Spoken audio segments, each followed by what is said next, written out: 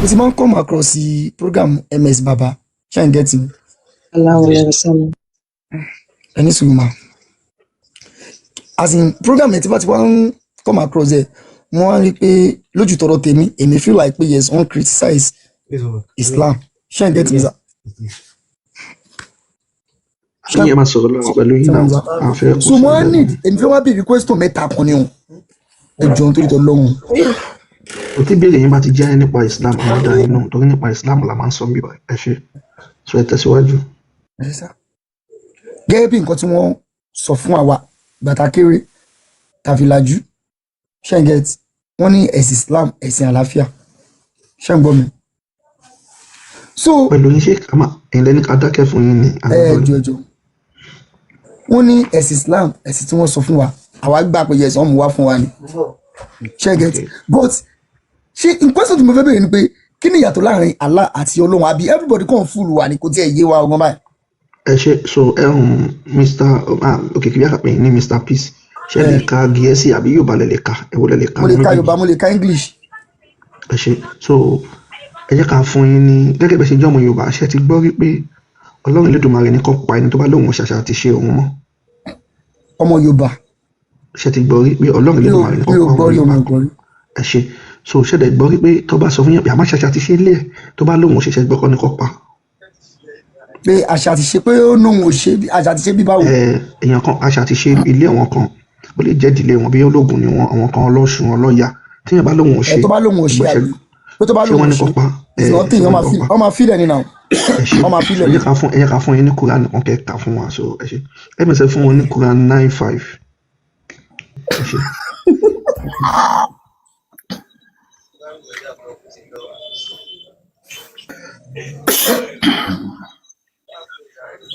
ẹjọ́ mi ò rí dáadáa o ṣé English ẹni kí n kà sá. ẹ lè ka Lárúbáwá jẹ báyìí. ẹ lè ka Lárúbáwá náà. mi ò mọ Lárúbáwá o. ẹ ka Gẹ̀ẹ́sì.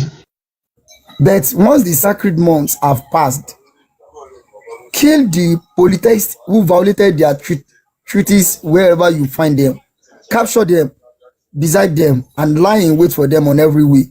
But if they repent, perform prayers, and pay alms tax, then set them free. Indeed, Allah is all forgiving, most merciful.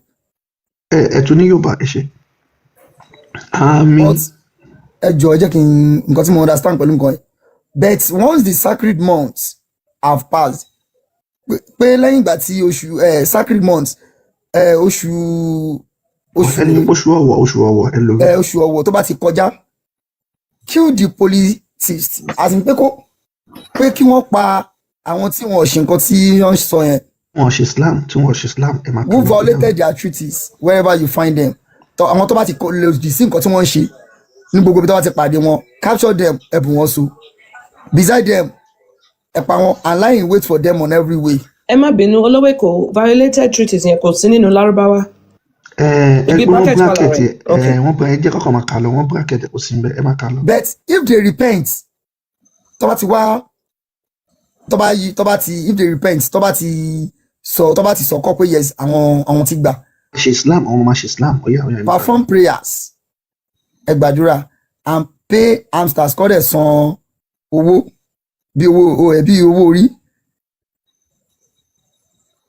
Ṣé ń gbọ́ mi sà? Then set them free kẹ̀dẹ̀ ṣí wọn sílẹ̀. Indeed, Allah is all forgiving, most merciful. Olówó èkó sà ẹ mọ̀ pé Quran èmi ò mọ̀ ń pa ẹ̀ púpọ̀ kí nìkan tó ń mìíràn bí bàbá yóò yẹ yín. Ok, so nǹkan tí wọ́n sọ ń bíbá ni pé wọ́n ní tí àwọn oṣù mẹ́rin kan bá ti kọjá. Ok. Wọ́n ní kí wọ́n gbá àwọn tí wọn kì í ṣe Muslim kan gbá wọn mú.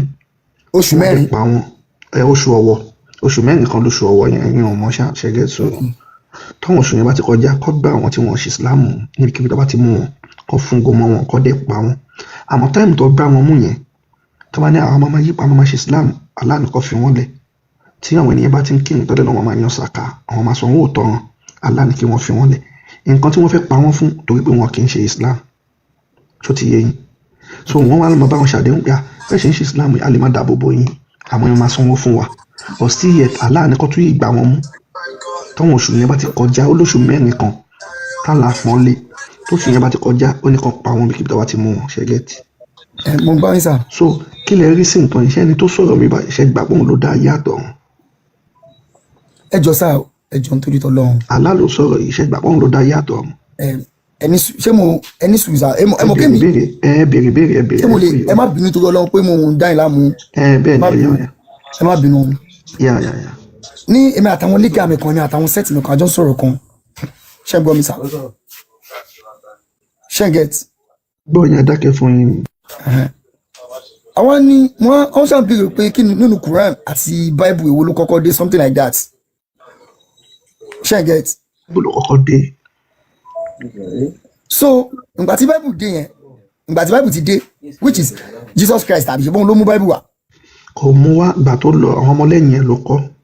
àwọn ọmọlẹ́yìn ẹ̀ ok everything ìgbà táwọn bí náà wá tó lọ yẹn náà àwọn ọmọlẹ́yìn ẹ̀ náà lọ kọ́ nìyẹn náà. so tẹ́lẹ̀ tí Quran sin Ànábì ló gba Quran wá. ṣé Jesus Christ náà ló gba. no ẹni sùn ó yàtọ̀ mo ti sọ tiyẹn fún yín àwọn èèyàn ló kọ́ Jésù ṣe báyìí Jésù sọ báyìí Jésù wúwà báyìí wọ́n kọ́ yẹn ìyàtọ̀ wà ní. Ànábì ní ẹ̀mí rere ó ń yọ sí òun lọ́pẹ́ ní Jùbírì ó ní Jùbírì yẹn sọ fún Allah sọ fún Jùbírì kó wá sọ̀rọ̀ fún ṣẹtigẹ́tì Ànábì wa ń sọ sílẹ̀ àwọn ọmọlẹ́yìn wa máa ń bá kọ́ ìgbà tó kú ni wọ́n wá kó gbogbo ẹ̀jọ́ ló di odindi ṣẹ́gẹ́tì ìyàtọ̀ ọbẹ̀ nìyẹn.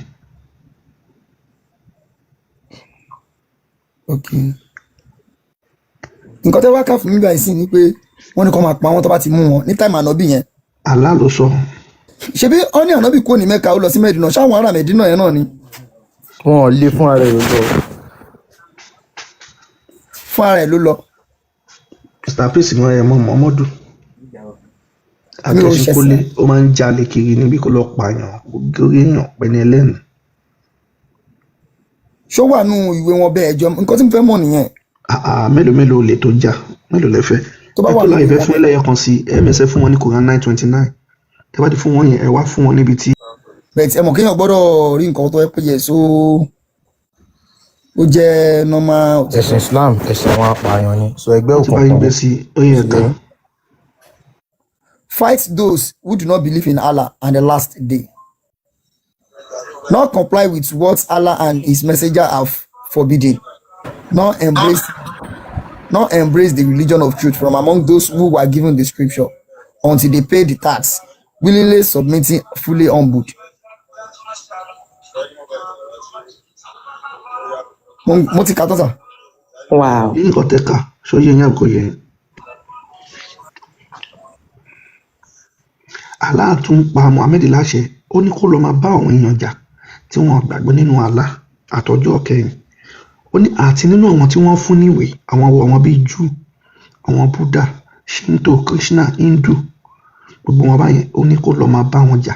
sọ́wọ́n yẹn ṣé àwọn tẹ́ dárúkọ yìí ṣọ́ wà ní Saudi yẹn pẹ̀lú ẹ̀gbá yẹn. no ìlú ọ̀tọ̀ọ̀tọ̀ lolúkálùkù wà. ok wọ́n jáde láti inú ìlú yẹn jáde lọ síta. ẹ máa gbọ́ àṣà àti ìṣe olúkálùkù ni wọ́n ń pè lẹ́sìn. ẹ pé tí a bá fẹ́ ṣe Islam ẹ gbọ́dọ̀ lo èdè Lárúbáwá. bá fẹ́ ṣe àwọn Jewish yẹn náà ẹ gbọ́dọ̀ lo èdè wọn àwọn Ọlọ́run náà lédè wọn tó ń sọ. olúkálùkù àṣà àti ìṣe ẹ òun nìkan tí wọ́n ń ṣe. Allah tẹ̀lé ńsìn kò gbọ́ Yorùbá ẹ lè kírun lédè Yorùbá. Yahweh náà kò gbọ́ English kò gbọ́ Yorùbá. so nǹkan tá a fẹ́ sọ ni pé ṣé nǹkan tẹ́ ka ẹ̀ ṣé nǹkan tó dáa ní nǹkan tẹ́ ka ẹ̀. so ẹ bẹ̀sẹ̀ fún wọn ní Quran 9 ẹ fún wọn Quran 923 tọ́tọ̀ lọ. àti Christian àti Muslim kò dáa. àwọn òyìnbó ló gbé Christian wá sí ọ̀dọ̀ wa. ṣé ti Christian yẹn ṣì dalẹ̀ ń sọ yẹn. kò dáa ó wọ̀ sí bákan náà ni wọ́n owó ìkan ògbé àwọn méjèèjì. bẹ́ẹ̀ ìkan ògbé kan ni àwọn méjèèjì. pé wọ́n fi kíní yẹn brainwash wa ni. They are brothers and sisters. Kò sí nǹkan kan tẹ́ máa rí nínú Quran tẹ́ ní find nínú Bible àti Torah. Abrahamic religion. Yeah.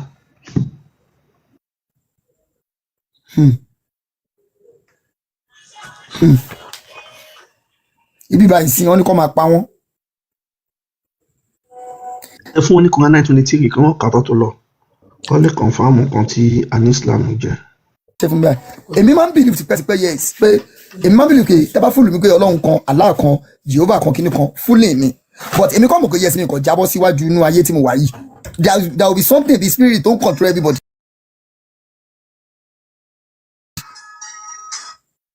ṣe get ṣé ẹ gbọ́ mi. bẹ́ẹ̀ ni mo ti bá yín gbé mi sí ẹ̀ka lè. oyin ẹ̀ka ń tán bá ní kẹ̀kẹ́ nù. Oh, believers, do not take your parents and siblings as trusted allies if they choose disbelief over belief. And whoever of you does so, they are the true wrong.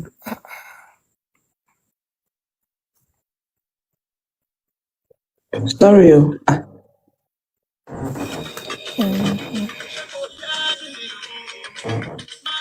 ṣé wàá bẹ́ẹ̀ ẹ tún nǹkan tẹ́ ka.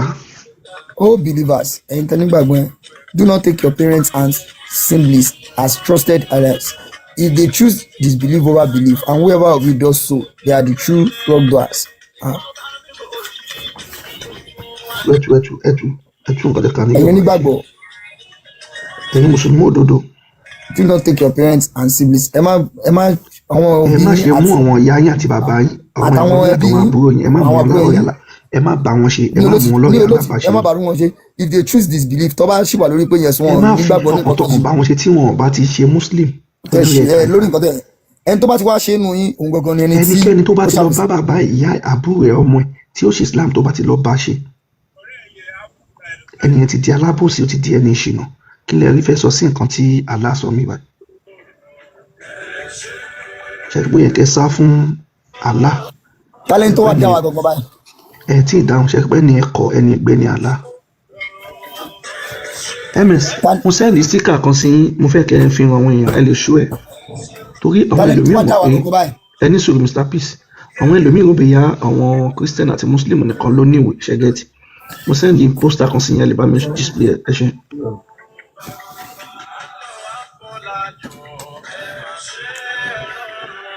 bí wọ́n ti ń play orin ẹjọ́ ọ̀dọ̀ táwọn ti ń play orin sẹ̀ Mr Peace. ọ̀dọ̀ mi kọ́ ṣàìjọ. lówó èkó ṣe wà ń bẹ̀. èmi wà bí báyìí. so àwọn abẹ́rẹ́ ṣẹlẹ̀ gbé sí ẹ jẹ́ kọ́wọn èèyàn rí àwọn ẹlòmíì wọn mọ̀ pé wọ́n máa ń bí i Christian àti Muslim nìkan ló níwèé so. the primary teaching of every religion. Okay. Christianity. nínú Christianity nínú ìwé wọn Matthew 7:12. in everything you do. wọ́n ní gbogbo nǹkan tó bá ṣe. do to others as you would have them do to you. wọ́n ní nǹkan tẹ́ ẹ bá máa ṣe fún yàn ó jẹ́ nǹkan tí ẹ lè gbà ẹ máa gbọ́ o. for this is the law and the prophet Jesus. Matthew 7. wọ́n lélẹ̀ ní òfin àti òjíṣẹ́ wọn wọ́n ní wọ́n á sọ pé Jesus ló sọ ó nínú Matthew 12. You people did not have book, you are just fooling your orí ọ̀pẹ àpọ̀dà. ẹ̀fínlẹ̀ lẹ ẹ máa kà lọ́dọ̀ kan lọ kó wá sókè kó wá sọ. Synchism. ẹ̀sìn mélòó ń jẹ́ síkísìmù fún wọn tó bá gbọ́ rí. ẹ̀sìn tó wà over 10,000 ẹ̀sìn ló wà nínú ìwé tí wọ́n ní pé kí ni o. I am a stranger to no one. wọ́n láwọn kì í ṣe àjòjì síyàn kankan o. And no one is a stranger to me. kò dẹ̀ sẹ́ni tó jẹ́ àjòjì sọ́wọ́n. Indeed, I am a friend to all.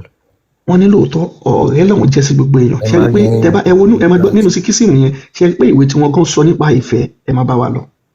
In Islam, not one bàbá ńlá ń bà làwọn ilé ìmúlẹ̀ wọn fi àdìsí yẹn sí àti Quran ìrọ̀bà yẹn wọ́n jẹ́ ẹ̀ka lọ́wọ́ yàrá. Not one of you truly believes until you wish for others what you wish for yourselves. nínú Islam wọ́n ní kò sẹ́ni tó gbàgbọ́ nínú àyàfi nǹkan tó bá ń rò sọmọ làkejì ẹ̀ tó bá ti lè máa rò sí ara ẹ̀. wọ́n ní mú ọmọdé ló sọ bẹ́ẹ̀ bọ́ no evidence. ọmọ wèrè ò lẹ́rìí wọn lẹ́rìí tí wọ́n.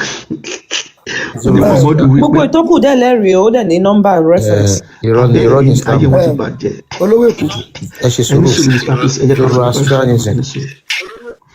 nínú Zoroastrianism ẹ̀sìn àbálá ẹ̀sìn tipẹ́tipẹ́ kan náà ni. Do not do unto others whatever is injurious to yourselves. wọ́n ní kẹ́ ẹ má ṣe nǹkan tó jẹ́ pé máa pa àwọn ẹlòmíì lára ẹ má ṣe fúnra yín o. ẹ máa rí ẹyin nù Shayas na Shayas. àwọn náà kọ nọ́mbà àbí tètè máa rí nǹkan yẹn. Hinduism. Shayas 1329. Hinduism àwọn Hindu. This is the sum of duty. wọ́n ní èyí ni nípa àwọn ètò kan. Do not do to others what you will cause pain if done to. wọ́n ní nǹkan tó máa pa èèyàn lára àwọn èèyàn mi lára ẹ má ṣe fún wọn. Buddhism. Treat not others in ways that you yourself will find hurtful. wọ́n ní nǹkan tó jẹ́ pé tẹ́ bá ṣe fúnra yín máa pa yín lára ẹ má ṣe fún àwọn ẹlòmíì wọ́n tún kọ ayé tẹ́tí máa kà ní Judaism. What is hateful to you, do not do wọ́n ní to your neighbor. wọ́n ní nǹkan tó jẹ́ pé ìkórìíra ni fún yín kan kórìíra ẹ má ṣe ṣe fún ẹnìkejì yín. This is the whole Torah. All the rest is commentary. wọ́n lélẹ̀ ní gbogbo Torah yòókù àwọn olè máa bá wọn mú tí wọ́n ti máa gbé wọlé. One Talmud. Jainism. One should treat all creatures in the world as one would like to be treated. wọ́n ní gbogbo nǹkan ayé wọ́n ní kẹ́ ẹ ṣe dáadáa o gẹ́gẹ́ bẹ́ẹ̀ ṣe fẹ́ kí wọ́n ṣe yín. Taoism. ẹ bá wọlé ẹ máa mú tẹ́ni tó gbé yín wọlé ò bá mú tù yín ẹ mú tù yín tó ń gbé wọn wọlé ẹ máa mú tù wọn. Regard your neighbor's gain as your own gain and your neighbor's loss as your own loss. wọ́n ní kẹ́ ẹ gbà pé èrè ọ̀rẹ́ yín àbí àwọn tó wà lágbègbè yín èrè yín ni tí wọ́n bá dẹ̀ pàdánù ó jẹ́ pé iná pàdánù ni. so ẹ̀sìn tó wà ní ayé over 10,000 gbogbo wọn dẹ̀ ló níwèé kí wàá láwọn pé àwọn nǹkan tẹ̀ ń rí àṣà àti ìṣe ní gbogbo nǹkan tẹ̀ ń rí gbogbo nǹkan tẹ̀ ń rí ẹni sùúrù ló ní ìlú tó ti ṣe wá. ẹni kẹ́mẹ́sì bàbá bá mi ṣíbi kan sá. ok. Quran 49. olówó èkó. ó yẹ káàkiri gbé sókè. ẹ mọ̀ pé wọ́n kà ń kọjá dé sí pé Islam sọ pé ẹni tí ó bá ti bá ìyá àti ẹnì kankan ṣe. gẹ́gẹ́ bí verse ilé ilé kà fúnra yín náà. tọ́ka jáde nìyẹn verse lè sọ pé oh believers do not let some men ridicule others. They may be better than them. Not let some women ridicule other women. They may be better than them. Do not defame one another. Not call each other by offensive nicknames. Ṣé ẹ gbọ́ mi sà? Ọ̀yá ẹ tẹ̀síwájú. Ìwé eléyìí sì ẹ mọ̀ pé mò ń sọ fún àwọn ẹmẹ̀wá ẹ̀ náà ni pé kí wọ́n má ṣe jẹ́ kí wọ́n má sọ pé ẹnìkan ló dá àbẹ́nìkan ni ò dá.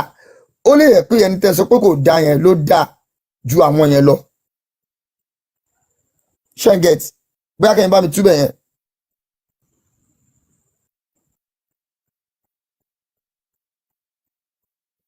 Ẹ dá mi lóhùn sà. Ẹ sọ pé ó ní all believers. Ẹ bá mi tú dáadáa o. Ṣé máa tú fún ara yín? Mo ń gbọ́ bàbá mo ń gbọ́. Ó ní all believers ẹ máa tú. Ẹ̀yin olùgbàgbọ́. Mi òdodo. Ẹ̀yin olùgbàgbọ́. Do not let some men ridicule others. Ẹ má sì jẹ́ kí àwọn ọkùnrin nínú yín kí wọ́n máa wo àwọn others wọn àwọn. Ẹ má jẹ́ kí àwọn. Kọ́ máa fojú kéré àwọn kan. Ridicule. Ẹ má fojú kéré. They may be better than them. Ó jẹ́ pé bí àwọn dájú wọn lọ. No.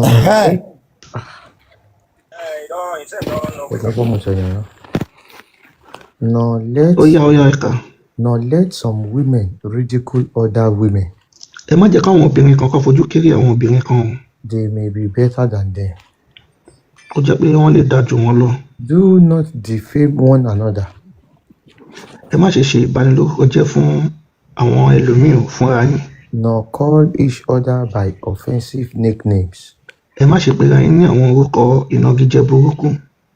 How evil it is to act rebelliously after having faith. Báwo ló ṣe jẹ́ pé ìwà nǹkan burúkú lẹ́yìn tẹ́tí nígbàgbọ́? And whoever does not repent. Ẹni tí ò bá yí padà. It is they who are the true wrongdoers. Àwọn gangan ni àwọn tí alábòsí olùṣìnà. So ìṣẹ̀lẹ̀ wo ló ṣẹlẹ̀ mi mọ̀ bí ẹ mọ̀ àwa lè ṣàlàyé fún yín. Bí káwọn èèyàn fẹ́ wá rí Muhammadu kọ́ máa fi lẹ́vù sí bí àlàyé kan wá ọmọ lágbájá kan lélẹ̀ ó yá ẹ ṣàyè bí báyìí fún ẹ pèsè bí fún ẹ jẹ́ kó wá rí Muhammadu. Wọ́n sọ nípa wọ́n ṣe VIP treatment fún yàn kan. So ìṣẹ̀lẹ̀ tó ṣẹlẹ̀ ń bẹ nìyẹn. Ṣó wà níwèé kan bẹ́ẹ̀ again. A lè fún yín ẹ̀mí ẹgbẹ́ tẹ̀sí ẹ̀ jáde wà nínú tẹ̀sí ìwà òdúdí ọba yẹn. Òkè ń lè láti mọ̀ gan-an.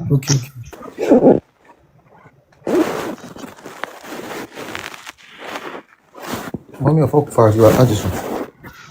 Ẹ̀yin kà ó yá. ẹ jọ̀ọ́ bá mi yọ So kí ni please, donate mú tó bá fẹ́ kà. Ó yá message àná. When oh you who believe, Ẹ̀yin Mùsùlùmí òdodo tẹ́ ẹ gbàgbọ́ lódodo. let not a folk deride a folk who may be Ẹ má better. ṣe jẹ́ kí àwọn ẹ̀yà kan máa yan ẹ̀yà kan jẹ, káwọn èèyàn kan máa yan àwọn èèyàn kan jẹ like.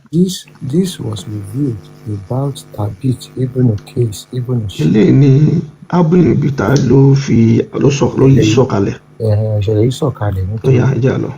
Ibn Qais. Yà nítorí ibi ń tẹ àlejò tí Muhammadu gbà. He later was heard of hearing when he came to see the messenger of Allah. Ṣé ẹ gbọ́? Nígbà tó wá rí Muhammadu, ó yá ẹjẹ́ lọ. The companions made room for him in order. Ẹ̀yin ìmú rẹ̀ gbọ́ kí ní ìtọ́tọ̀ gbé jáde iṣẹ́ tí gbọ́dọ̀ tó mọ̀ sọ pé ètò VIP àwọn sábẹ́ Muhammadu wọ́n wá lọ ń ṣe ààyè tó ẹ̀mọ́ tí èyí special guest bá wà yín wá bí Ṣèyí Tinubu wá yín wá lẹ́sìn àmọ́ president wọ́n wá lọ ṣe ààyè tó dá wọn lọ pèsè ẹlẹ́fun arákùnrin yẹn ẹjẹ́ àlọ́ ms mi gbọ́ yẹn lè gbóhùn sókè díẹ̀. In order for him to sit next to prophet. Kó lè bá a jókòó sẹ́gbẹ̀ẹ́ prophet Muhammadu olóko dógidógi. So that he could hear him. A lè gbọ́ dáadáa wọ́n ṣe ètò pé tó bá ṣe wo yàrá yẹn wọ́n tí wọ́n máa jókòó sí wọ́n wá ṣètò ẹ̀ pé wọ́n á jọ jókòó sẹ́gbẹ̀ẹ́ àwọn bíi 5 and 6. He came one day when people were already seated. Nígbà tó wá lọ́jọ́ kan àwọn èèyàn ti jókòó wọ́n ti gba àyè tó máa ń jókòó sí yẹn ẹjẹ́ lọ. And started stepping over people. Arákùnrin yẹn bá ń tẹ àwọn èèyàn báṣubàṣa bí kò pàlàpàlà wọlé lé tí wọ́n ń jókòó sílẹ̀ gbẹ̀mọ̀ Muhammadu wọ́n ti jókòó síbẹ̀ ó bá ń ti àwọn èèyàn dànù ó bá ń ṣe dáradára. Make room. Ẹ pèsè àyè fún mi náà báwo lè ṣe ń ṣe lénìí. One man said to him, arákùnrin kan bá ń wí fún pé. You have found a place, so sit down. O ti ráyè ibì kan bẹ̀rẹ̀ o dẹ̀ jókòó síbẹ̀ dandan kó wá máa wá VIP wèrè kan nìyẹn gbá lóhùn bẹ́ẹ̀. Tabit sat down but he was angry. Tabit bá jókòó bá ń bínú bá fajúro àwọn olórí burúkú ti bá ṣáǹsì òun jẹ́ ó bá ń bínú. He tried to tease the man. Ó bá ṣáà ń gbìyànjú kó ṣáà mú sí wọn lórí He said, tí mo bí ṣe máa ń ṣe náà ẹ bá mi ṣe náà ó bá ń wí pé. Who are you? Ta ni ẹnu ta ló jẹ́ ọmọ ta The man said, so and so. Arákùnrin yẹn bá sọ pé ọmọ mi ni àmọ́ ọba lámúnigun lòun náà. What? The son of so and so? Gbà tó ṣẹlẹ̀ bá ní ọmọ ọba lámúnigun ni ìwọ náà dáyàn mọ̀ àbọ̀ ọmọ alágége. And he mentioned his mother about whom they used to taunt him in Gbà tó sọ fún yìnyín náà bá ní ta ni ọmọ babalágége ìyá tó bí babalágége ló tó òun ọmọ èèyàn ńlá lòun wá ń sọ fún bẹ́ẹ̀. The man lowered his head out of embarrassment. Bí Sulu Gambari ṣe gbọ́ pé ẹni tó wá ọmọ babalágége ni ó bá pa lọ́lọ́ ó bá bẹ̀rẹ̀ bí ọmọ babalágége ni anakumulai ó bá bẹ̀rẹ̀ síbẹ̀ Ìmáàmù Fana bá bẹ̀rẹ̀ Sulaiman Farouk ó bá bẹ̀rẹ̀ anakumulai ó kún ọmọ babalágége ni ní ìwòjú arábìnrin ó bá bẹ̀rẹ̀ nǹkan tó mú Allah sọ àyà ìkàlẹ̀ nìyẹn pé.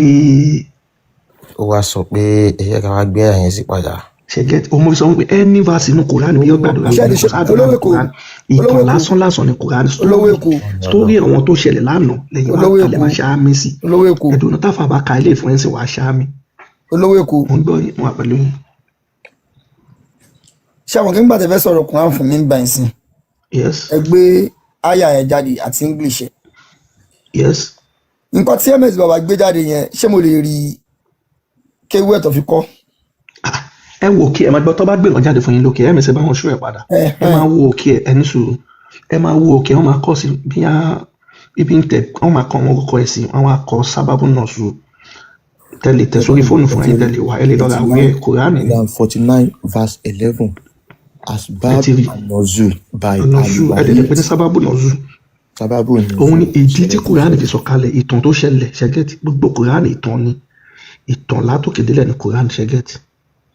So nǹkan tó bí àyà ìlà ti sọ fún yín ọmọ babalágége ló wá síbì kan wọ́n ti máa ń pèsè àyè fún ẹgẹ́tì Sulaiman Farouk àti Sulu Gambari ọmọ àlè yẹn àwọn tí wàá lọ jókòó síbẹ̀ òmẹ́ntẹ́mi jẹ́ ní sùúrù òmẹ́ntẹ́mi jẹ́ ní èmi Sulu Gambari kejì ní èmi Sulaiman Farouk ọmọ babalágége yẹn ṣàwọn owó ọkàn ní bọ̀ èmi ọmọ babalágége bọ́ yín ní àbọ̀ ìgbà ọkàn tẹríba nǹkan tó bí àyà yẹn nìyẹn wọn bá ti dá yín lọ so.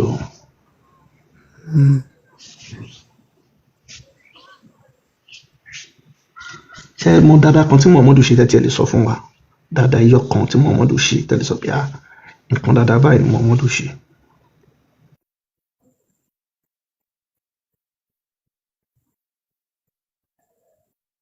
Hello. bàbá ti ka Kùránì fún lọ́ba obìnrin ìṣẹ̀lẹ̀ tó ṣẹlẹ̀ tó fi ka Kùránì tó ká yẹn a ní ṣẹlẹ̀ sọ dáadáa kan tí Muhammadu ṣe fún wa. pé iṣẹ́ ẹ sọ̀rọ̀ kan sì sà ẹ ní iṣẹ́ rẹ̀ kan ṣo tó ṣe. bẹ́ẹ̀ni ẹ ṣẹlẹ̀ sọ iṣẹ́ rẹ̀ kan tí Muhammadu ṣe. ẹ mú tí mo fi bẹ̀rẹ̀ rẹ̀ pẹ̀lú yín. mo mọ̀ sẹ́ ẹ̀yẹ́ kan máa wọ̀rí àwa kan bèèrè ṣẹlẹ̀ sọ iṣẹ́ dáadáa iyọ̀ kan bí ẹ ti gbọ́ rí ni o pé tí Muhammadu ṣe pé ó ṣàánú fún yàn dáadáa tó ṣe ṣẹlẹ̀ sọ ẹyọ kan péré. èmi sì lè sọ o. ó yá a fẹ́ gbọ́ ni. gẹ́gẹ́ bí nǹkan tó ń wá fáwa tí wọ́n kọ́ wa ní pé. ẹ sọ ó yá. wọ́n ní ká believe nínú Allah wọ́n ní ká máa kírun but èmi máa mọ̀ pé tí èèyàn bá ń kírun changes máa wà ní life ẹ̀ tó bá yẹ pé church èèyàn náà lọ changes máa wà ní life ẹ̀. ẹ tí dáhùn padà sọ a ní kẹsọ ṣe eré dáadáa yẹkùn tí Muhammadu ṣe. òun ló ń mú ìrún wá fún wa táwọn èèyàn kí náà. so kí ni benefit rẹ. wọ́n ti kírun tẹ́lẹ̀. ẹ náà tó bá kírun tọkùn ẹ bá papọ̀ mọ́ òun tó ń kí yẹn. ọ̀gá o. ó máa rí changes nínú life ẹ̀. Mr. Peace ṣe lọ school. changes wo lọ́wọ́ ẹ̀kọ́. Mr. Peace ṣe kọ́ṣẹ́ ṣe kàwé. mo kàwé náà. ìwé mélòó lẹ kà. mo ní I'm an ND holder. kí lẹ lọ fún. accountancy. nga ọ ẹ wá ń sọ̀rọ̀ báyìí kí ni irun yẹn ń ṣe fún yín. ṣé sọ láti tẹ̀ sọ yẹn irun yẹn mo rí nínú life mi gangan pé ṣe ẹ̀ ń get me sir. kí ló ṣe fún yín ẹni sùn kí ni irun yẹn ń ṣe fún yín. tí bá ń kírun ẹ mọ̀ kébì ni máa mọ̀ pé yes ìwà dáadáa lélẹ̀ ìwà tí ò jẹ́ mọ́ bá lọ́wọ́ mi lélẹ̀. kí ni irun kíkí ẹ máa tẹ̀pẹ́ ṣe kírun kí ló ṣe fún yín irun kíkí. tó ṣe fún mi mo máa feel ẹ̀ bọ́dí pé yes mo yẹn kírun yẹn spirit yẹn sọ fún mi pé yes nǹkan dáadáa ń ṣẹlẹ̀ sí mi náà. kí ni nǹkan dáadáa tó ń ṣẹlẹ̀ bẹ́ ṣe ń kírun. life mi ò ń lọ normal mi ò dẹ̀ bá tèèyàn jẹ because tí bá ń bá tèèyàn jẹ tí mo dẹ̀ ń kírun I'm just wasting my time and energy. ẹ má bínú Mr. Peace àwa tí a kẹrin ṣé life ti wà ò lọ normal ṣé ẹ rí i. life ti lọ normal of course. ẹ farabalẹ̀ ṣé ẹ rí kinní yẹn wọ́n condition yín ni wọ́n condition yín. ẹ má pa máìkì mi ẹjọ́ nítorí. ẹ mọ̀ pa bí kẹ́lẹ̀ jẹ́ kí n sọ̀rọ̀ ni. wọ́n condition yín ni. báwo lẹ́yìn condition wa sà. jẹ́ kí n délé náà ṣé ẹ rí ìrun kíkí rituals ni kò kí n ṣe prayers ritual. ẹ jẹ́ kí ẹ ṣàjẹ́ ń délé torí ẹ̀ mo ṣe pa máìkì yín nǹkan tí n bá sọ ẹ lè research ẹ ṣe mọ̀ pé àwa náà tá a bá fẹ́ nílẹ̀ Yorùbá a máa ní rituals bíi ètùtù a máa ṣe bóyá a fẹ́ bọ nǹkan báyìí a fẹ́ bọ nǹkan báyìí òun náà ni ìrun kíkí yẹn rituals tí Allah máa ń gbà lẹ́ẹ̀márùn lójúmọ́ ni wọ́n dẹ̀ ti máa ń ṣe rituals yẹn fún Allah wọ́n ti máa ń bọ́ ṣìgìdì ní Allah yẹn èrè bóyá ẹ ò mọ̀ wọ́n ti máa ń bọ́ kí Islam tó bẹ̀rẹ̀ kò kí n ṣe pé Muhammadu ló mú wá. ó wà ní Quran. ipe. ó wà ní Quran bẹ́ẹ̀ nǹkan tẹ̀ sọ yìí. ó wà nù. àwọn kan ti kírun tí Islam tí Muhammadu tó dá yé ṣẹ́gẹ́ àwọn Serbian mímọ̀ bí ẹ ti gbọ́ tẹ́lẹ̀ abẹ́ ti. ní gbọ́rísà. ok wọ́n dẹ̀ ti máa ń gbààwẹ̀ Ramadan tí Muhammadu tó dá yé ṣẹ́gẹ́. inú ibo ló wà sá o. ẹni ìjọ ìwà lọ́la ká lè ṣàlàyé ìwò kí ni fún ẹ ká kẹ́ lómi sọ̀rọ̀. Mr. Peace gbogbo nǹkan wà lọ́la máa ṣàlàyé fún yín ṣẹ́gẹ́. gbogbo nǹkan tá a sọ fún yín pípa pátá. tẹ́bàdẹ̀ wo page MS àti post gbọ́ wọn kan bẹ́ẹ̀ nípa Serbia ìmàrí ń bẹ̀. Ramadan wọ́n ti ń gbà tí wọ́n tó bí Muhammadu irun kíkí wọ́n ti ń kí before Muhammad. wọ́n ṣe máa ń sin òkú àwọn Serbia ti ń sin òkú tí Muhammadu tó dáyé wọ́n ti ń lọ hajj wọ́n ti mọ mi sẹ̀mísẹ́mí bàbá Muhammad ló gbé mi sẹ̀mísẹ́mí so wọ́n ti ń gun àràfà wọ́n ti ń sásáfà àti mọ́rùwà gbogbo nǹkan tí Muhammadu ń ṣe lé ni wọ́n ti ń ṣe tẹ́lẹ̀. wọ́n ti ń ṣe tẹ́lẹ̀ bẹ́ẹ̀ ni a máa fún ilé rí bọ́tẹ́ bá wo pé jẹ́ òun ló mú Islam wá. ẹ máa gbọ́ nǹkan tí Muhammadu kan ṣe ni pé ó kàn wá jẹ ọ̀gá ó dẹ̀ tó mú bó ṣe ń bá ọmọdé sùn nìkan wá ìyẹn nìkan ló ń mú wá gbogbo nǹkan tó kù ti wà tẹ́lẹ̀. bó ṣe ń bòkù sùn kọ. òun ló mú yẹn wá bó ṣe ń fatọ́ sí abẹ́ òkú gbogbo ẹ̀ ló wà ní Quran. alẹ́ ìta máa fún yín náà ẹ̀mẹ́sẹ̀ lè fẹ́ ní díẹ̀ tó lọ bí abí Muhammadu ṣe bí WhatsApp group ok ìgbé àná. bó ṣe jalè bó ṣe fatọ́ sí òkú lábẹ́ nínú Quran ẹ jẹ́ kó fún yín. ẹjọ́ wà ní Quran náà. bẹ́ẹ̀ ṣe jẹ́ Muslim ṣé Quran nìkan lè wo yín ni ẹ̀ ládìsí ni ẹ̀dẹ̀ sọ pé ní Quran nínú Quran. ok àdìsí náà ni kò. Quran àti àdìsí náà ni wo yín náà ẹ̀dẹ̀ sọ pé nínú Quran. ẹ gbọ́ pé Muhammadu kò fatọ́ sí abẹ́ òkú ṣe gbọ́rí abẹ́ gbọ́rí. kì nínú àdìsí ẹ jẹ́ kí n wo sá. ó bu ìtọ̀ sọ́wọ́ báyìí ó dẹ̀ fà sí òkú lábẹ́ ìmọ̀ bí yẹn gbọ́. Mọ́mí ọ̀fùkúfà rẹ̀ bá wa ká o. Ẹ má bínú. Narrated by Ibn Abbas. aláwọ̀ ìfúgàn ò tí ì ka kiri aláwọ̀ ìfúgàn tí rẹ̀ Muhammadu fi tọ́ sí yóò wọlé ayé Muhammadu wá jẹ́. Narrated by Ibn Abbas.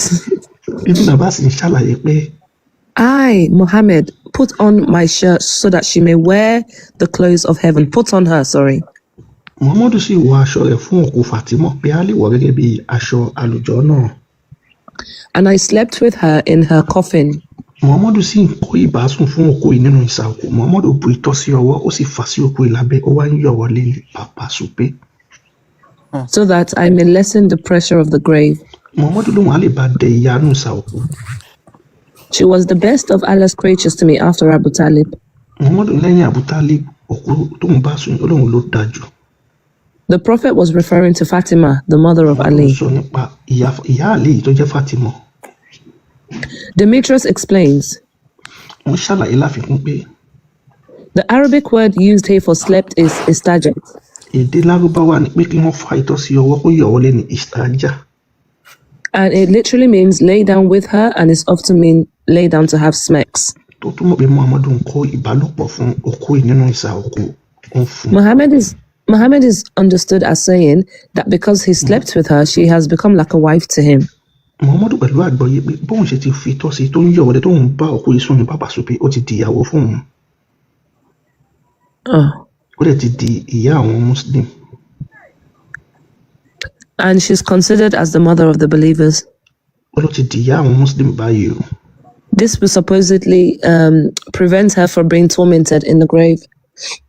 Ó ní ilé àlebà dẹ ìyà tó máa fi ń jẹ àwọn Muslim nínú ìsà òkú.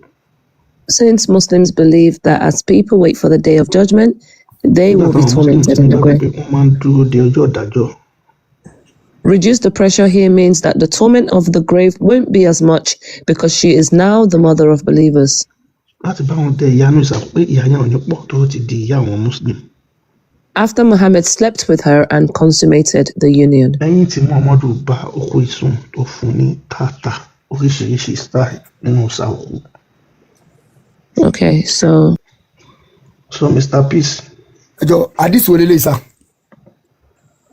Ẹ̀gbọ́n wọn kọ síbẹ̀ ẹ̀ wò. Kans Ali Umar, the treasure of the deed. kílẹ̀ pé. Kans Ali Umar, the treasure of the deed, volume 13, page 609-610.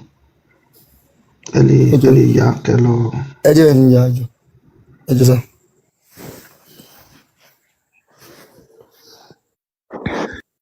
ẹjọ má bínú sá. Ẹ̀yà kẹlọ fi hàn fáyín Muhammadu ò ní dáadáa kan tó ṣe láyé ṣẹ́gẹ́t Mr. Peace. Bẹ́ẹ̀ ṣe disguise wọlé mi tí mo pé Muslim ní bọ̀. Ẹ lè sọ dáadáa ẹyọ kan tí Muhammadu ṣe ó máa ṣe fún Muhammadu. mo ṣàlàyé fún yín náà.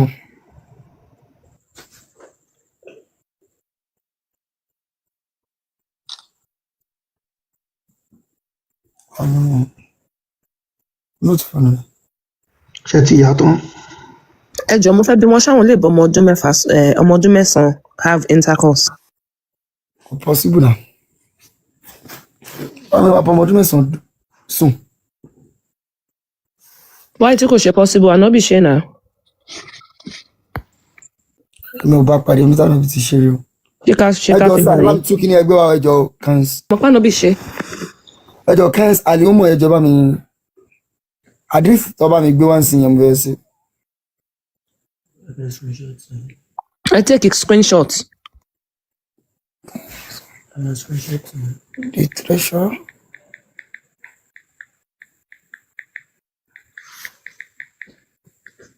So mọ́mí ọ̀fùkúfà Ṣé ti yà tán? ẹ continue pẹ̀lú ẹni. I take a screenshot or okay lè wá write it down. mo ti ṣe tán. Okay, mo bí yín mo níṣẹ́ lè bá ọmọ ọdún mẹ́sàn-án ní intercourse ẹ sọ pé rárá. mi lè ṣe. Ṣé mọ̀ pànábì ṣe? níbo làná mi ti ṣe báyọ̀. Ṣé mọ̀ ìyàwó kan tó ń pè ní Aisha tánábì fẹ́ ọmọ ọdún mélòó lẹ rò pé ó jẹ́? Wọ́n ní ọmọ èkéré ni. So ẹ mọ̀ Ṣé nìyẹn. wọ́n sọ ẹjọ́ máa mommy of all cool vibes yẹn? Ṣé wọ́n sọ actual ìjọmọ ẹ̀? Ẹ jẹ́ n fi hàn yín. Tó wá bí?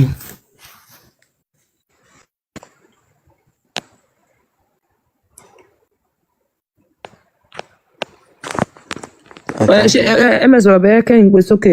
I don't know what's going on. This ó kàn slow ni. Kò load up hadith yẹn ní Safari for me. MS Rabia Kalesa. Mr. Success. Actually, mo rò pé ní kí dáàdi yẹn padà wá lọ́la ni. Pé kẹ́lẹ̀ fún wọn ní fún gbogbo wọn ọ̀tọ̀ náà. Ọgbà wọn kan nípa ìhun kíkí àti Ramadan aláma fún wọn lọ́la.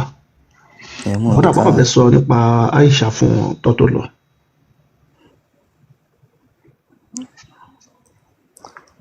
Ṣáà ní nǹkan tó fẹ́ béèrè ni. Bẹ́ẹ̀ni, mo ní nǹkan mẹ́ta pé mo fẹ́ béèrè. MS Baba ẹjọ́ ẹ bá mi gbé Sahib Bukhari síta. Thank you so much, Ola. No, not much in Islam no. Yorùbá náà. Ṣé ètò láyé ni? Ẹ má bínú. I don't know what's going on. Is this phone ṣá? Ẹ bá mi ó slow kò load ẹ ní Safari Sahib Al-Bukhari Baba Mutiri. So nǹkan tí mo fẹ́ kẹ́ sọ́nsìn Muslim ní nǹkan tẹ̀ wọ́n tó wá ní padà sílé ẹ̀yin lẹ́ máa lọlé pé tọ́tù bí Islam dọ́dọ̀ wa àbí Christianity ò kí làwọn bàbá wa ń ṣe o lè máa wá béèrè lè máa ṣe kò dé sẹ́ni tó sọ fún mi pé tẹ́ ẹ bá ṣe ẹ máa wọnú tó bá ń yẹ lè má ṣe nobody care bọ̀kan tá à ń sọ fún yín ni pé àkọ́kọ́ ẹ gbọ́dọ̀ jẹ́ orúkọ Yorùbá tẹ́ bá jọmọ Yorùbá ẹ̀kejì gbogbo nǹkan tí wọ́n mú wá sí ilẹ̀ wa wọ́n máa gba orúkọ lọ́wọ́ yín wọ́n á sọ fún yín pé tilẹ̀ yín ò dáa gbogbo nǹkan lẹ̀ wá wọ́n máa condemn là ń sọ fún yín pé so padà sílé yẹn kò ní kẹ́ máa wá ìwé kan kiri ẹ padà sílé go and ask. olórí kò jẹ́ nǹkan tí mò ń sọ nǹkan tí mò ń sọ lélẹ̀ ẹ mọ̀ pé sometimes ń gbà mí tí àwọn Christian bá nígbà táwọn kékeré táwọn lọ sí church gbà yẹn a ní Ọlọ́run dá Eva àti Abraham wọ́n máa sọ fún wa pé Eva àti Abraham yẹn. ok ẹni sùn Mr. Success ẹ̀sìn mélòó lẹ́rù bó wà ní ayé ẹni sùn so bí àkìbẹ̀ láti bẹ̀ mí ò gbéyàwó mi gbàtà kà kankan tó ń sìn. mo ti wọ ilé kan síbẹ̀ ẹ̀sìn mélòó lẹ́rù bó wà ẹ̀kọ́ sùn. àti àkọọ́lẹ̀ mi máa gbọ́ pé ẹ̀sìn tó ṣì wà ó ṣì wọ bí thousands.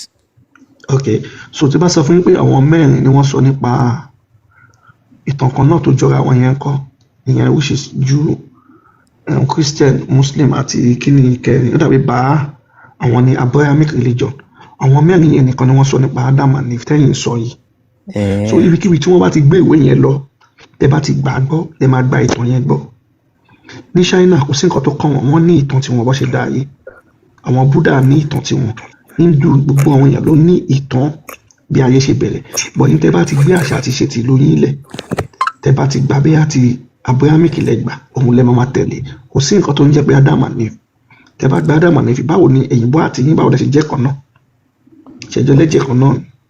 ok ìtàn pé Ọlọ́run dá ayé fún ọjọ́ méje nǹkan kó fọjọ́ kan tó kù ṣe. ẹ máa gbọ́ àwọn tí ẹni sùn àwọn tó gbé tàn yẹn wá fún ni.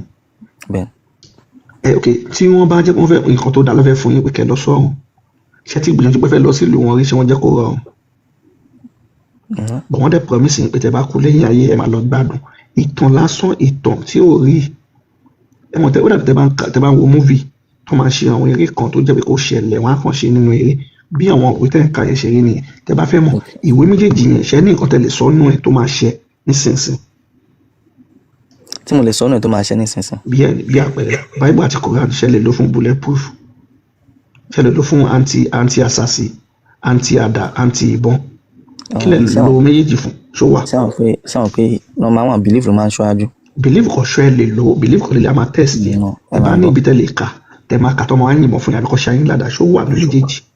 sẹ́wọ̀n pé ẹni sùúrù ọ̀rọ̀ Yorùbá dẹ̀ wà tá a máa sọ fún yín tẹ́ máa sọ wọn wá ṣe ayín ládàá wọn yìnbọn fún yín kò ní wọlé bó tẹ́ bá ń bẹ̀rù a lè ní kẹ́ ra ewúrẹ́ ẹ máa sọ àdírẹ́sì wọn máa wá síbẹ̀ wọn máa yẹ̀ wò ẹ̀yin lo Bible àti Quran wọn á dẹ̀ sọ̀rọ̀ sí ewúrẹ́ àmọ́ ẹ̀yin lè máa ra ewúrẹ́ wá àwa máa ra tiwa wá yìí máa ka Bible sí ewúrẹ́ tẹ̀yìn bá ra wa ọ̀rọ̀ tá a bá sọ sómi a máa fún mu wọn máa ṣe aládàá kò ní wọlé tí yìnyẹn ẹ wá ka Bible àti Quran sómi fún ọ̀dà ewúrẹ́ ká yẹ̀ wò ṣé inú ìwé nìkan ni miracle yẹn ò ti ń ṣiṣẹ́ àbọ̀ lè ṣiṣẹ́ outside ìwé.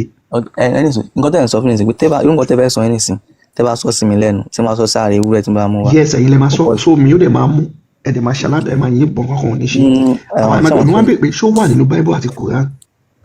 pé tó wà nínú Bible àti Quran tí wọ́n sọ pé believe wa pé nítorí I believe ní mo sí ẹni sùn tó bá lè ṣiṣẹ́ pẹ̀lú belief ní ẹ jẹ́ ká yẹ̀ wò ó yá ẹja. ó wà. ṣá lè practicalize ẹ̀ like tá a bá fẹ́ test ẹ̀ á ní ìsìn practical affection sí kí la ní ṣé kí n lọ gbé Quran wá àyàwó ni kí n kà. nínú Quran táwọn afọlá sọ fún wa ni pé tẹ́ bá ka suratu Ikhlas àti Nas àti Falak ẹgbẹ́ tẹ́ bá kà. aláwọ̀ ìṣẹ́jú mo fásitì ẹni yìí sọ níta láti ní ohun ọ̀kí ń sùn wọn kì í rọrùn ohun ọ̀bímọ nìkan ò bíhùn. ọ̀gá báwo ni yẹn ṣe aláìyìn rẹ̀ nínú fásitì yẹn ni ó ní ẹnìkan ò bíhùn òun ò bímọ òun ọ̀kí ń sùn òun ọ̀kí ń rọrùn lẹ́ni kọ́ lọ kà tó bá yìnyín ìbọn kò ní wọlé tó bá ṣe ayín làdá.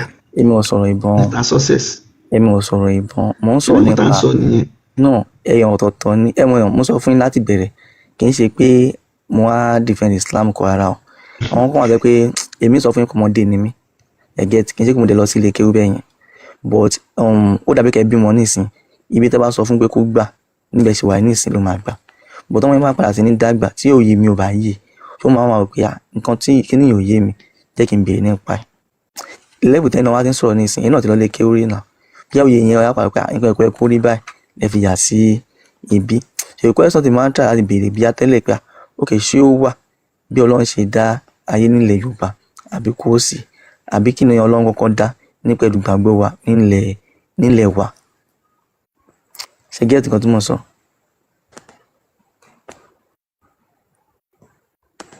No. Ok. ìwé tẹ̀ ń wá ẹ máa gbọ́ kí mi mọ ìwé tẹ̀ ń wá tẹ́lẹ̀ fẹ́ rà. mi sọ pé ìwé mo ń béèrè lọ́wọ́ yín ni mi sọ pé ìwé mo sọ pé tí n bá bímọ ní ìsìn nǹkan tí mo bá sọ fún mi pé kò ṣe tó bá sọ fún mi pé ọmọ pé bí mo ṣe wà yó àtọkọ mo fi bí ẹ o ìka mo fi bí ẹ ọmọ yìí máa gbàgbọ́ pé ìka ni mo fi bí tó bá dàgbà ló máa rò pé ṣé nǹkan yẹn possible àbí kò possible nǹkan tí mo kàn béèrè ni pé ṣó ẹ mọ̀ pé ní ìsìn àwọn àlọ́ pé Ọ̀rúnmìlà nǹkan kan bẹ́ẹ̀ yẹn pé ṣé Ọ̀rúnmìlà ni Ọlọ́run kọ́ ṣẹ̀dá ni Àbọ̀bàtálá àbí Ṣàngó. ẹ máa gbọ́ gírámà tí ẹni sùúrù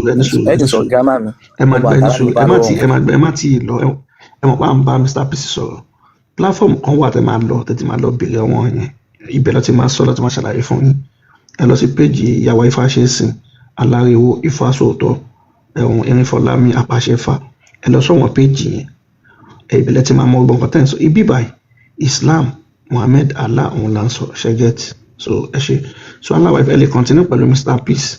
ẹ kì í béèrè nǹkan méjì pé náà fẹ́ béèrè ẹ kì í béèrè kejì ẹ jọ. no ẹ ṣe àpá ń bá yẹn sọ̀rọ̀ lọ́wọ́ tẹ́lẹ̀ so ẹ jẹ́ kó bẹ́ẹ̀ nìyẹn sọ̀rọ̀ tán ẹ ṣe aláwọ ìfẹ́ continue. Mr. Peace ẹ̀ka mo ti mú evidence yẹn wá fún yín o. bá ọmọ ọdún mẹ́fà sùn. kí lẹ sọ. ṣebí evidence pé bá ọmọ ọdún mẹ́fà sùn lélẹ̀. Aisha ìyá ńlá yín àbí married when she was 6 years old and he consummated his marriage when she was 9 years old. Isham said, I have been informed that Aisha remained with the prophets for 9 years. Age how does a 57-year-old Mohammed enter a 9-year-old? Ẹni sùúrù ẹjọ́ ṣé láyé ìgbà yẹn ṣé bọ́yẹ̀ ń ka age 6 years or 9 years ẹ lọ ṣe ń ka. Yes, bọ́ ṣe ń kà nìyẹn because you know why àwọn imam mẹ́rẹ̀ẹ̀rin ti fọwọ́ sí there's an ijma. Ẹ bá mọ̀ nǹkan tó ń jẹ́ ijma means pé gbogbo àwọn imam mẹ́rẹ̀ẹ̀rin jurisprudence Ibn Kathir or anyone tẹ́ bá fẹ́ lọ as long as tẹ́ bá pẹ̀rọ ayé ní Sunni Islam o means ọ̀rọ̀ ṣíà o ṣe mọ̀ pé Sunni ni majority we focus on the majority so as long as tẹ́ bá sọ pé you are following the sunnah of Rasulullah sallallahu alaihi wasallam there's an ijma lórí age Aisha and not only hadith nínú Quran ó permit ká bọ́mọ kékeré sùn. Nínú Quran. ẹ já lọ sí 65. Hadith lẹ gbé wáyé náà mo ní ṣe age yẹn ṣó jọra wọn gbà yẹn. Age yeah, prove to me pé wọ́n count age prove to me Aisha was not 6 and 9 àbí ẹ máa sọ pé Sahih Bukhari ń parọ́ ni àmì kọ́ mo kọ́ now kò fẹ́ ẹ̀yẹ́ máa me like káwọn yẹn máa wà defensive ká ní mi ni mo kọ́ mo understand but there èmi kọ́ mo kọ́ this is Sahih al-Bukhari. Age tẹ́yìn sọ yìí pé 6 years yẹn mo ní pé ṣé bóyá ń ka age èmi bí rìn ni o pé ṣé. Mr. Peace tó okay ẹ jẹ́ àgbàgbé hadith ṣé ká lọ sínú Quran fúnra rẹ̀. ẹ ti ń deconstruct from Islam ẹ máa sá lọ fún hadith eventually ẹ rí pé àṣírí Quran náà àtú so bó ṣe máa ń ṣẹlẹ̀ nìyẹn ẹ já lọ sí Quran ètò láyé ẹ jágbe sí ètò láyé ẹ lè handle ẹ má kàn gbé sókè fún yín. Mr. Peace bóyá intention ni pé bóyá 10 years ń gbà yẹn ni wọ́n yẹ lọ́dọ̀ àbí 10 years ń bí ni wọ́n yẹ gbà. ṣé báyẹn ka age yẹn lọ ṣe kà ń sìn. òun náà mo sọ mo ní bóyá bíi 10 years lọ́dọ̀ wa sí because ń gbà abánu àwọn bible ok ètò láyé abánu àwọn bible àwọn kúrẹ́ yẹn pé ẹlòmíín ló 958 years ṣó possible àwọn ìdára yìí náà. tí mo ẹjọ ṣó ti dé bú ni. That's why it's a story jọ. Islamic calendar ṣé Muhammad balaye ni àbọ̀ ló create.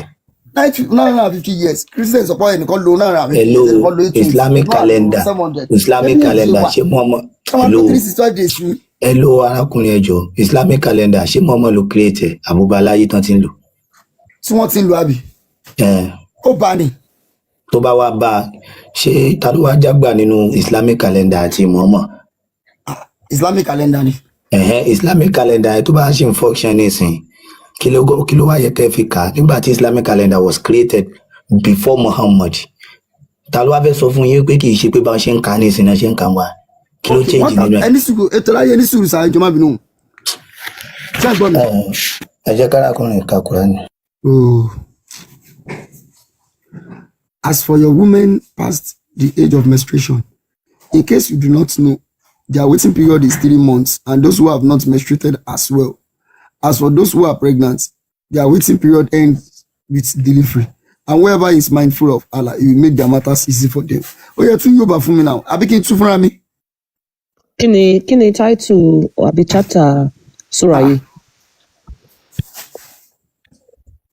Mr. Peace. Mo gbádùn yìí. Surah to Talak. Kí ló ń jẹ́ Talak? Ẹ mọ̀ tó ṣẹlẹ̀. Àǹtí, ṣé ìṣe nǹkan tẹ́ ẹ ṣí fún mi? Tí mo lè fi gbàgbọ́ sí ni pé ẹ mọ̀ pé nígbà tẹ́ ẹ ṣí Quran fún mi lẹ́ẹ̀kan, ẹ fi nǹkan kan wọ̀n mi kọ́ fi máa ń tú Quran. Ẹ lọ eléyìí mo ti ní nǹkan tó wà bẹ́ẹ̀ o. But ẹ kò gbé nǹkan tó fi tú ayé àyẹ̀mọ̀ kẹ́ni kò lè yọ wá lẹ́kọ̀ọ́. Ẹ gbé nǹkan tó fi tú. Okay, no problem. Ẹ jẹ́ ń gbé ta wọ́n fẹ́ tà sí ẹ. nǹkan tó dájú náà nìyẹn.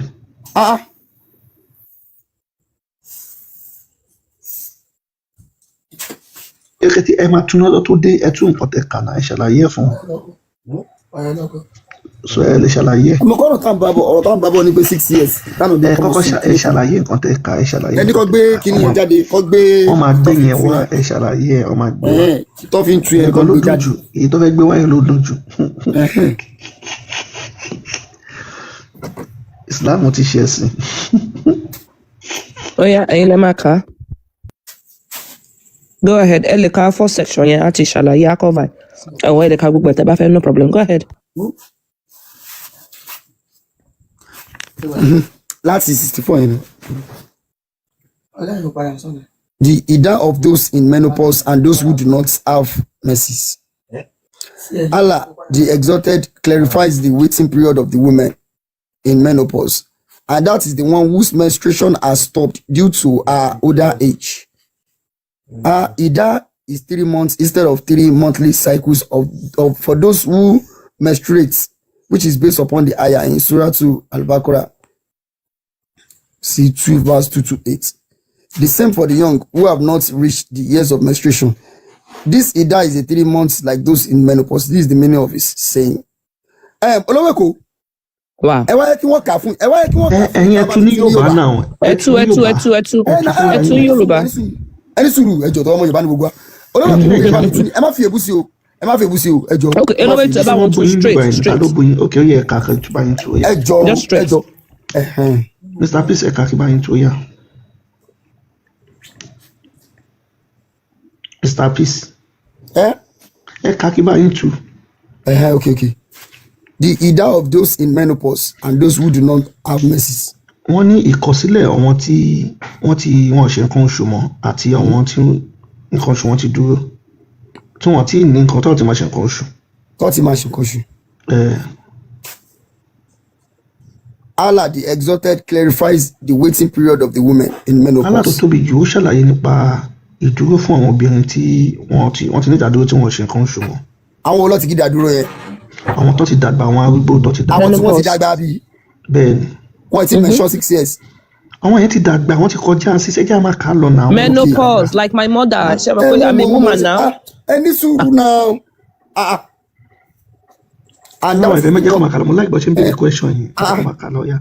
and that is the one whose menstruation has stopped due to her older age. Àwọn wọ́n ní mama. ìyẹn ní àwọn tí nǹkan oṣù wọn ti dúró torí ọjọ́ orí ti dé sí wọn àwọn àgbàlagbà. Ida is 3 months instead of 3 month cycles.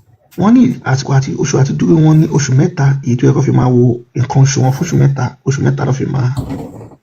which is based upon the aya. Ẹ jọ ohun tó fi papọ̀ mọ́ ohun tí mo béèrè. wọ́n ní tó sọ̀kalẹ̀ nípa aya yìí ẹ máa kà á lọ yá náà. The same for the young who have not reached years of. wọ́n ní bákan náà fún àwọn tí wọ́n ti tó ẹni tó ń ṣe nǹkan oṣù. àwọn ọmọ kékeré Ida is 3 months like those in menopause. wọ́n ní àsìkò àti dúró fún àwọn yẹn náà jẹ́ oṣù mẹ́ta ẹni sọ àwọn wo ni àwọn tó yàn bí ọmọ ọdún mélòó ni wọ́n. Bí ọmọ láti ọmọ ọdún kan sí ọmọ bóyá bí 4-5 years. ṣó ti yé yín báyìí sìn. ṣó ti yé yín. òun pé Kùránì náà sọpọ́tì. olówó èkó kí làwọn ọmọ kékeré ń ṣe nínú verse divorce. gbẹ̀dẹ̀ bá fẹ́ kọ́ wọn sílẹ̀. kí mo lè sọ̀rọ̀ lórí ẹ̀. ẹni náà ẹ jẹ́ sọ̀rọ̀ ẹ má yí kiri papọ̀ mọ́. Okay. àfọ àìjẹ́ kẹ́ni tó ń sọ̀rọ̀ ṣetán náà ẹ pàmò ìkíni náà tó bá ti ṣetán ẹ máa sọ̀rọ̀. So Mr. Peace wọ́n ní kí lọ́mọdún mẹ́fà ń wá ń bẹ̀yìn wọ́n ń bèèrè lọ́wọ́ yẹn. ẹ jẹ́ ń dáhùn ẹ̀. Ẹ jọ. Ali Shushman. Ẹni sùúrù ṣe rí nǹkan tí mo béèrè lọ́wọ́ yín question mo béèrè lọ́wọ́ yín answer tẹ́ fi dá mi lóhùn ó yàtọ̀ sí o. The reason why mo fi sọ pé ó yàtọ̀ sí lọ́wọ́ mi Mr. Peace kí lẹ béèrè.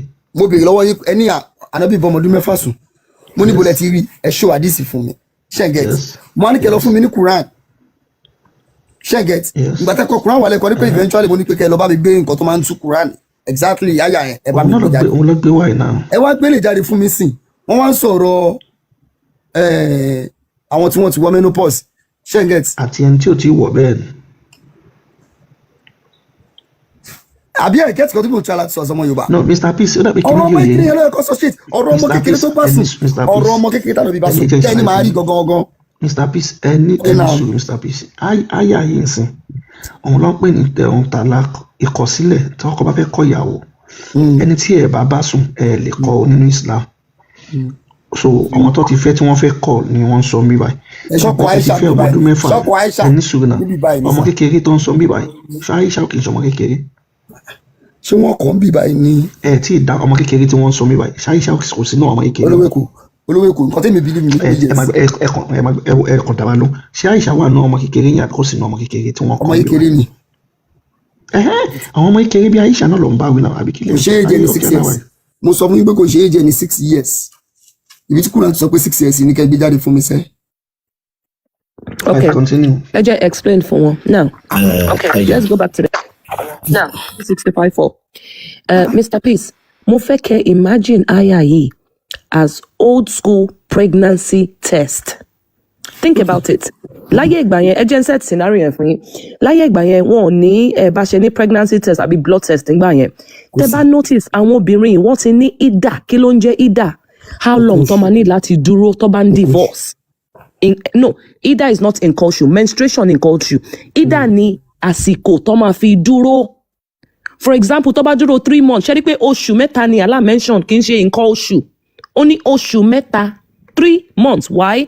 Wọ́n fẹ́ make sure pé wọ́n rí period wọn at least for the or tí wọ́n bá rí period wọn ẹni sùúrù. Oh my gosh. ìkọ̀sílẹ̀ kí ọkọ kọ ìyàwó. Kí ló ń jẹ́ tọ́lák, Mr. Peace? ṣebí tọ́láàkì lẹ pè ní ìkọ̀sílẹ̀ ìdá ní Kí ló ń jẹ́ tọ́láàkì? ìkọ̀sílẹ̀. Which means divorce. Now. Now, when a man and a woman marry, do they sometimes can have sexual intercourse? Ṣé wọ́n lè ní sex, yes or no? Man and woman tó bá ti marry. Hello. Ṣé ń gbọ́ mi? Mo ń gbọ́ báyìí. Ṣé man and woman tó bá ti fẹ́ra wọn, ṣé wọ́n lè ṣe àjọṣepọ̀, wọ́n lè ní sexual intercourse? Bẹ́ẹ̀ni sà, bẹ́ẹ̀ni ma. Okay, kí ló máa ń lead sí oyún? Ìbálòpọ̀ nínú. Now, àwọn obìnrin tó wà nínú àyà yìí, wọ́n ti bá wọn have sexual intercourse. Torí ẹ̀ lọ ṣe ń dúró ìdá oṣù mẹ́ta. Tọ́kọ wọn bá fẹ́ kọ̀ wọ́n sílẹ̀, for example, tẹ́ bá ti bá wọn sùn, kì í ṣe pé máa kọ̀ wọ́n sílẹ̀ straight away. Ẹ ní sùúrù, ẹ make sure pé wọn ò lóyún. because tó bá lóyún tó bá lọ sí another relationship there will be doubt in paternity. Torí ẹ̀ mo ṣe ní kẹ́ view kìíní as an old school pregnancy ẹni sùúrù ẹ jẹ́ kí n fi back up point mi ẹni sùúrù try to listen to learn, you're not here to learn, you're just listening to respond. Go ahead. Ara ẹ fọ̀rọ̀ olówó èkó Peace. Ṣé mo lè sọ? olówó èkó ẹ má ẹ̀ka fún ara rà ẹ má bínú mo ń bá wọn gbé a fi yé wọn peace ẹ ká àyà yìí. olówó èkó ṣé ń gbọ́ sà. peace ẹ ká àyà yìí. ṣe rí láì fi má ẹ̀ka fún ara rà tó bá ń bóbìnrin sùn nọ́mà náà tó dún ọmọ ní bóyá bíi January 2. Ẹ̀ka àyà yìí náà ó máa make sense fún yín. Ẹ kì í sọ̀rọ̀ o gbọ́dọ̀ ní sùn fún nọ́mà as 2 months. Etolaye, go ahead. It's getting defensive. Wọ́n ti rí nǹkan tó wà ń bẹ already anyway. Those that are too young to menstruate finish. If you marry believing women and divorce them. Hello. Peace. Ọmọ ọdún mélòó ni Aisha nígbà tí ó fà níbi? Ọmọ ọdún 6 ni. Èmi dúró lé ọmọ ọdún 6 ni. Mr. Ali, ẹjọ́ mi ṣe máa fi nù. Èmi náà ló Mr. dáhùn. Peace, ọmọ ọdún mélòó ni Aisha nígbà tó fà níbi? Wọ́n kọ pé 6 ni èmi ò gbà pé bọ́yé ń ka age wọn gbà ẹ̀ lọ́sẹ̀ ń kàbí sí iṣẹ́. No, ọmọ ọdún ẹjẹ́ mi máa dá wọn lóhùn ọmọ ọdún 6 ni. Ara o. Sẹ́ni ẹ̀ kọ́ ẹ lọ sí bẹ́ẹ̀ ni. Peace ẹ̀yẹ dúró, Mr. Peace ẹ̀yẹ dúró ọmọ ọdún 6 ni. Ẹjọ́ ọ̀tọ̀ Mi ni. gbọ́ ohun Peace mọ́. Mr. Peace. gbogbo ní Mr. Peace ní ọ̀tọ̀ọ̀tọ̀ lọ́rọ̀ àfáàdì ní ọdún 6 ni Mr. Peace lọ́wọ́n ò dà wọ́n lọ́tọ̀ọ̀tọ̀ lọ́rọ̀. Islam lélẹ́yìí. Adésùnú àti Tẹ̀bí ti fẹ́ jà báyìí. Ọjà o ẹ má nà ọjà ẹ má dara. I mean Mr. Ali is correct now. Mr. Peace. Wọ́n wà pẹ̀lú Tí Islam bá yé tó bá wọn sọ. Gbogbo ògúnjú ẹ máa kó máa di kíní. kílẹ̀ sọ. Ọmọ ọdún 6 ni. Tó máa mú wa ẹjọ́ máa mú wa ẹjẹ́ máa ṣe lọ. Ẹ̀yẹ́ ṣá máa wò wá. Ẹ̀yà ọmọ ọdún 6. Èmi ò wá bẹ́ẹ̀ anybody jà sí ìjà ẹ̀sìn nǹkan tó bá kà Mr. sí. Peace wọ́n lọ́mọ ọdún 6 ni Mr. Peace ti gbà Mr. Peace wọ́n lọ́mọ ọdún 6. olówó èkó èyí ni mo bá rojọ́. Ilé ìmọ̀ ni. À ń sọ̀rọ̀ ìmọ̀. Mr. Peace gan rí pé nǹkan tó ti ní lójú jòdè lọ ni Muhammadu ṣe. Mr. Peace Wàláhì, ní ọmọ ìlú èmi ò rí nǹkan tó ti ní kéèyàn bá ọmọ yín lọ́mọdún 6 kọ́ bá a sùn lọ́mọdún 9 ṣẹ́dẹ̀. kò sọmọdún 6 sí i lọ́sọ̀ ẹ má fún wa. àfáà lọ́mọdún 6 ní ẹ̀ẹ́dẹ̀ ń jiyàn. Ẹjẹ́ a máa sọ̀rọ̀ lọ́nà ọmọ ọdún 6 ni kí lẹ wá fẹ́ sọ lé lórí. Mr. Peace ní kò sọmọdún 6 àbúdó ẹni sùn. ẹni tó pèrè ẹ̀ láàfáà yìí ìkọ́nu yín náà Mr. ní Peace tẹ́lẹ̀ méjì bá ti agree ẹ má ọmọ fún ọdún wa. mélòó ni a máa tẹ̀síwájú ọmọ ọdún mélòó ni inú yín náà ni Mr. Peace. inú yín náà ni ẹ má fún lèmi question tèmi béèrè ní kẹ́ẹ́dé mi lóhùn nǹkan tó yẹ ká sí mi létí kò jọra wọn. Mr. Peace ní nínú wa ní bọ́lá tí mo lè rí àmọ́ ilé mi ò mọ bóyá mo rí o mi ò mọ bóyá mo rí o. Mr. Peace ẹ ṣe sùúrù ẹ ká fẹ́ dáhùn lóhùn ọmọ ọdún 6 náà ní ṣe ń gbọ́ ọ̀yàn tẹ́ ọ̀rọ̀ báyìí ọ̀ ti fa kí yìnyín rí tó bá Mr. Peace àmọ́ ẹni yìí rí Mr. Peace ní ara wa ní bí báwo. ẹ ṣe sùúrù kẹgbẹ́ tó máa rí ìdí ẹ̀sìn náà. ok Ganiu mo wà pẹ̀lú ẹ̀. Farabalẹ̀. tó Ọmọ bá ọdún tẹ́yìn 6. lọ́rùn tó àyè tó bá tẹ́yìn lọ́rùn ẹ má sọ nǹkan lé lórí. Oyè ọmọ ọdún 6 ni kí ló wá ṣẹlẹ̀ lẹ́yìn ìgbà náà. Mo ń gbọ́. Mr. Peace ṣe ti gbà pé ọmọ ọdún 6 ni. ẹ fún wọn lésì náà. No, ṣe ti gbà yín lọ́gọ́ lápẹ́ ẹ̀yin lọ́nà jù sí wọ́n ẹ ẹ̀yin treat lọ́nà wa kẹ́ gbà lọ́tọ̀ọ̀tọ̀ ẹ treat wa lọ́tọ̀ọ̀tọ̀. wọ́n ní kẹ́ gbà wọ́n sọ pé Ẹ̀yin kẹ́ nìkan gbà. lẹ ń deny ẹ̀ náà ẹ ti deny Sahih Bukhari ẹ ti Ẹjọ́. deny Imam mẹ́rẹ̀ẹ̀rin àbí kí ló dé. Ali Ọdún 6 ni. kí ló dé tẹ fèsì mi pé kí n gbà sa ẹjọ́ má bínú. Mr. Peace tẹ tó tẹ̀síwájú tẹ bá ti gbà a máa níṣẹ́ lè bọ́ ọmọdún 6 sùn ṣẹ́yìn náà lè fọ́ Ọ̀ lè bọ́ ọmọdún 6 sùn sẹ́ẹ̀ because kì í ṣe éèjì ìgbà yẹn ni wọ́n sọ.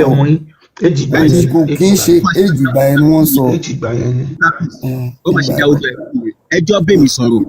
mi ò gbà. Ẹjọ́ bẹ́ mi sọ̀rọ̀. Mr. Peace àlítẹ̀rí gbogbo àwọn ọmọdún 6 àdúgbò ẹ̀rọ ti bá sùn tán torí ẹsẹ̀ Muhammadu ló tẹ̀lé bàtà Muhammadu ló wọ̀. Mr. Peace ṣe ti gbà pé ọmọdún 6 ni Muhammadu. èmi ò gbà sẹ́ mo ní pé ọmọ ọdún 6 tí wọ́n kọ́ sẹ́ ó lè má jẹ́ bọ́ sí ìgbà éèjì sí i. nǹkan tí Muhammadu ṣe ó tì ní lójú jòdè lọ ó lọ fà díẹ̀ ẹni tó bá fẹ́ máa sọ̀rọ̀ ẹ lè sọ̀rọ̀ lọ inú ìṣẹ́ nǹkan tó Ẹni tó bá jẹ́ olódù orí ẹ̀ máa ń kú náà. wọ́n ló lò Mr. Peace o yípa. Mi ò bá Mr. Peace ẹ̀yin tẹ̀ ń béèrè ọ̀rọ̀ yìí. Ṣé bí èmi dé ń sìn ẹ béèrè náà bẹ́ẹ̀ ṣe ń béèrè. ẹ bèèrè lọ́wọ́ tiẹ̀ náà náà. Èmi sọ pé ọmọ ọdún 6 ni ànẹ́bí dẹ̀ wọlé tọ́lọ́ ọmọ ọdún 9. Ó yá ẹ tó wá béèrè nǹkan tẹ́ wá fẹ́ béèrè lẹ́yìn ẹ̀. Mr. Peace àníṣẹ́lù ti gbà ṣé ti gbà pé ọmọ ọdún mẹ́fà ló start. Mr. Ali ẹ jẹ́ àmọ́ ayé àtẹ̀tù ajé wà láti ẹgbẹ́ padà wà tẹ́tù àsọ̀rọ̀ lé lórí tó bá yẹ pé àṣírí yóò ní tú olódo yóò ní ràn lẹ́nì ẹ̀yẹ ó yẹ béèrè bẹ́ẹ̀ ṣe ń béèrè lọ́wọ́ wọn ẹ ti mọ̀ pé wọn ò mọ̀. hello ẹ ti mọ̀ kí mi ò mọ̀ ó yẹ bèrè lọ́wọ́ tí wọ́n kọ́ kà. Mr. Ali hello Mr. Peace ẹjọ mute ẹ sọ fún wọn mọ̀. Mr. Ali hello arákùnrin Mr. P ṣé ó gbólé ń gbọ́ mi ṣáàbí kí ló ń ṣẹlẹ̀ náà ṣé nẹ́tíwọ̀kì mi ò dání.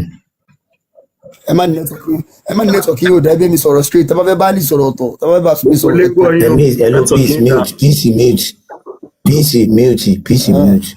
Mr. Ali ẹ̀tàn máìkì hello Mr. Ali ọmọ ọdún mélòó ni Ànábì fẹ́ Aisha. ọmọ ọdún mélòó lànàbì fẹ́ Aisha Ànábì wà lọ́mọ Aisha wà lọ́mọ ọdún 6 ó wá wọlé tọ̀ lọ́mọ ọdún 9 naam.